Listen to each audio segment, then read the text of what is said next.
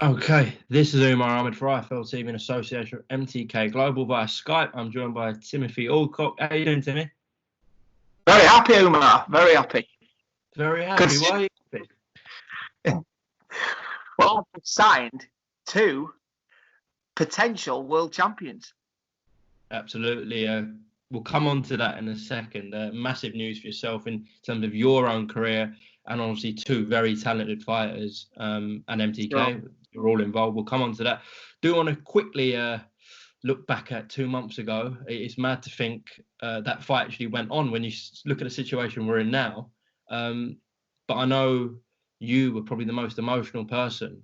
And in terms of happiness on that night, just when you look back at it, how did you feel about it, Tim?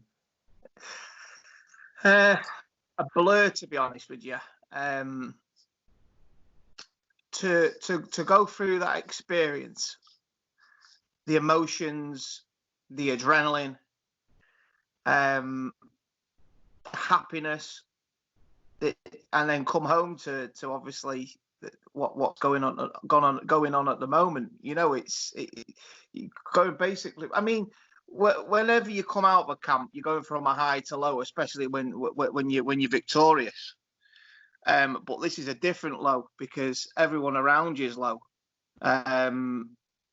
When you come back from a camp normally, everyone's buzzing still and everyone wants to talk to you and stuff, and you're kind of coming away from the camp, and although you've been on that high, you have to get back to a bit of reality, and that's where I think the lowness comes from. But coming back from this camp after having that huge high and coming back to all this that's going on, it's terrible, really, you know. But listen, we have to get on with things, Umar. You know, there's nothing any of us can do. It's totally out of our hands. We have to stick to these rules the government are putting into place in order to kind of get some kind of control on it, and hopefully, you know, an antidote or a remedy or something will come into play, and then everyone can go back to normality, you know. But you know, to answer your question, to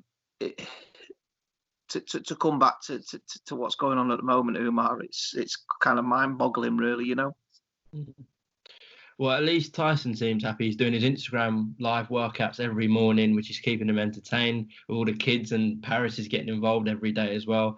And he's gone on record so many times saying he needs training, workouts, fitness, exercise, what you'd like to call it, to keep him going. And this kind of period, for people who suffer with anxiety and depression, it's going to be much worse because a lot of people can't go to work now, obviously, and can't go and see their friends, and they're just stuck indoors. But I think Tyson's inspiring a lot of people through social media who potentially could be really down and out at this point. Work out and you'll feel much better. I mean, Tyson knows this, hence the reason why he's doing this. And if Tyson could do a lot more to put back into the situation, he would do. But Tyson's just doing what everyone else is doing by being on lockdown and staying indoors as much as he can. But listen, yeah, he does do a lot for mental health. I mean, he's told the stories over and over again how many messages he has, and he does reply to a good majority of them. I say a good majority of them. I don't actually really know, but I know he replies to some, and he does reach out to people. So, you know, what Tyson's doing is amazing, really, and you know, you have to take your hat off to him, don't you? Definitely. There's not much to talk about in boxing, really, but the last 2 days, Deontay Wilder's kind of been on everyone's lips because he's made some comments which has puzzled a lot of people, saying Tyson Fury isn't a real champion and it wasn't the real Deontay Wilder on that night. What have you made of these comments, Tim? Well, listen, them blows have obviously done something to his head because he's talking nonsense now, isn't he? So, listen, my opinion, Deontay needs to start building himself back up now. My opinion, he doesn't want to be jumping in there with Tyson because he's just going to get humiliated again. He wants to step aside, let us go where we're going. He wants to start having a few more fights, building his profile back up, and then, you know, when we beat Joshua, you know, we may decide to give him another shot. But unfortunately, we're under contract at the moment, and you know, looks like we have to fight them, unfortunately. So, listen, let's get all this out of the way, and let's hope we all come out of it safe and sound, and then we can go to the drawing board and see what's what and see where everything leads us. But the way it's looking at the moment, mate, is, you know, we have to fight him, but I don't think that's a very good move for Deontay Wilder at all. Yeah, I spoke to Bob. They've, you know, suggested step aside money to Deontay, and he's refusing it basically. So that third fight will happen. What did you make of Tyson's response? I spoke to Bob about this. He said it was a very intelligent, classy response.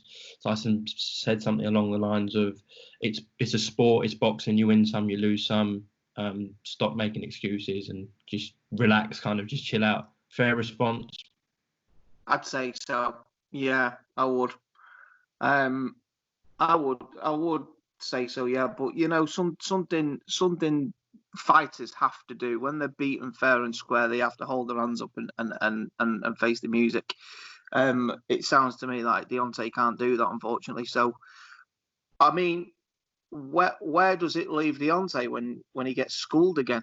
You know, that's the worrying thing for Deontay, because I can't, if he gets schooled again off Tyson, which he will. Where does that leave Deontay? Where does he go? He might as well start building his profile up now before he jumps in the ring with Tyson and gets humiliated again. My opinion. Well, aside from all that, let's talk about yourself. Some fantastic news. How long have you known Mansour and Sadiq, who've just done a deal with MTK and yourselves? You're going to be managing them. How long have you known them, Tim? So, I've known the pair of them probably for about 3 to 4 years now, maybe even a little bit longer thinking about it. But I've had my eye on them really for about 3 to 4 years. I'm very, very good friends with their trainer, UMAR, who owns Alongside Boxing Club in Manchester. I've been very, very friendly with UMAR probably for about 8 years, 9 years. When I had a gym in Manchester, we kind of like you visited each other's gym, sparring, and built a really good relationship up, trust. Omar's an amazing guy, an amazing coach, a heart of gold, and he's good at what he does. So I had my eye on these two lads because they were just standing out than anyone else. You know, they were hitting the bags, they were moving. I could see they were very, very talented. And when I got to know the background story behind them both, there was something there about it. And you've probably heard the story over and over again with some of the greatest fighters. There's always a story behind a great fighter.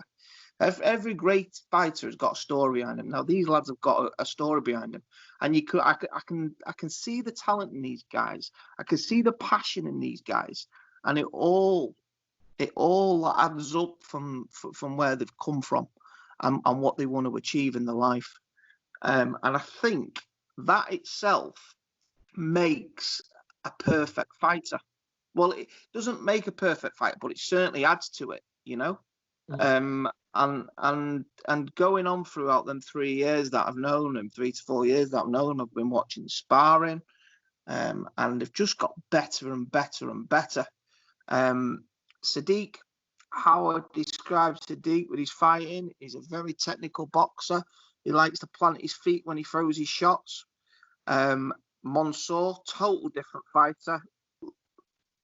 He's a Prince Naseem style of fighter. Moves around. Fighter, Naz. Yeah. Hits you from different angles. Both very different fighters, but very, very good. Like, I'm convinced. Listen, I wouldn't have made this move if I'm not convinced that these are going to be world champions one day. 100%. I'm convinced with it. Well, on a person. Sorry, Umar. The weight division that they're in, there's some good talent out there, and I had to weigh all this up.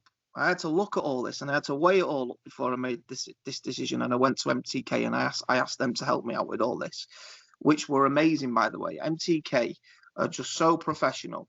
They do everything right. They look at everything from from far away, and they make the right moves. Now, like I say, I would have gone to the extreme that I've gone to make this happen if I wasn't sure they've got the capability of doing it. They both have the capability, and I'm convinced they will both become world champions one day. Well, sound very excited about them, and hopefully we see why you're very excited about them. Tim, on a personal note, we know you're Tyson's right-hand man, and you provide a huge impetus sort of into the camp, etc. But this is kickstarting your own professional career, if you like, within boxing. So on a personal note, you must be absolutely delighted. For sure, yeah. I mean, when we were talking before about the highs and lows of coming out of camp, you know, I do a lot in the camp. The organising, you know, looking over things, organising media, etc. And when I come back home, I have to kind of jump back onto my own source of income, which is in the construction industry. You know, everyone else, you know, that they can kind of focus on what they do. I'm just giving you an example for Christian, like he's a strength and conditioning guy. George Lockhart, the cook and the dietitian. Matt, the massage guy. And you know, that's what they're passionate about, and they can go back to that when they come back. For me, I'm not passionate about boxing. I love it so much. I come back and I have to go back to the construction to bring my income in. So making moves like this is something I'm looking at for when Tyson does step down, and I can kind of still keep going with the industry, you know. Definitely. Oh, I've lost you there, Tim. Yes, about that. Somebody just tried calling me. Tim, yeah, I think you'll make a great manager. I think you've been around boxing for so long, you're experienced in it, and it's telling that you waited so long to make a move. Clearly, you've seen something special in these two, and that's why you made the move. And yeah, it's great to see you're linking up with MTK and doing your own thing now. It's good to see, Tim. Yeah, thanks very much, UMAR. I'm looking really forward to it. You know, to be involved with Tyson at that elite standard. Sorry, mate. That's all right. To be involved with Tyson at that elite standard, and I'm wanting to kind of push somebody to that level. You know, that's encouraging for me as well. You know, so listen, I'm looking forward to. I'm looking forward to. And listen, I've still got a lot to learn, and I'm willing to learn and make the right moves. You know, so listen, let's get this out the way. Let's get the lad's debut put in place, and I'll prove to you what I'm saying is right. Definitely. Well, look forward to any boxing being back now. I'll take anything at the moment. And yeah, I'm sure I'll try and get down to Sadiq and Mansour's debut and see how they get along and look forward to their journey and your journey. Tim, thank you very much for your time. Hope the family is all good and you're good during this lockdown. And I'm sure. Well, one more thing, UMAR. Big shout out to MTK Global. They're an absolute amazing business company. They do everything right. I went over to Dubai to speak to them all about this move, and you know, to meet them all in person. They were fantastic, and you know, I'm looking really forward to working with them in the future. So I definitely echo that. Tim, thank you very much for talking to IFL TV, and I look forward to talking to you more as a manager in boxing. Yeah, keep safe, UMAR. And you. Thank you, mate. Take care. Bye.